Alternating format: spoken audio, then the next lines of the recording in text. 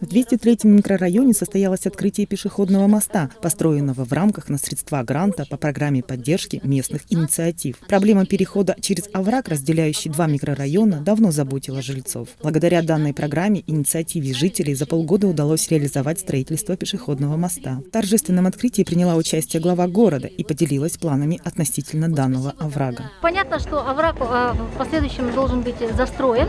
Застроен в таком он виде не останется, но опять же это будем решать вместе с жителями. По старому деревянному мосту было трудно передвигаться маломобильным гражданам и мамам с детьми. Новый пешеходный мост позволит жителям сократить путь до автобусной остановки. Это первый реализованный проект жителей 203-го микрорайона, но не последний. Будущими планами поделилась председатель Совета старост 203-го микрорайона Наталья Луковцева. Это, например, создание красивой, удобной набережной. В нашем микрорайоне не хватает общественных пространств для досуга, для отдыха. Также хотелось бы благоустроить и побольше озеленить наш микрорайон и тем самым внести вклад в развитие не только нашего микрорайона, но и всего города. Стоимость строительства пешеходного моста – 1 миллион 750 тысяч рублей. Из них 1 миллион составила республиканская субсидия, 150 тысяч муниципальная. Остальную сумму внесли предприниматели и жители микрорайона.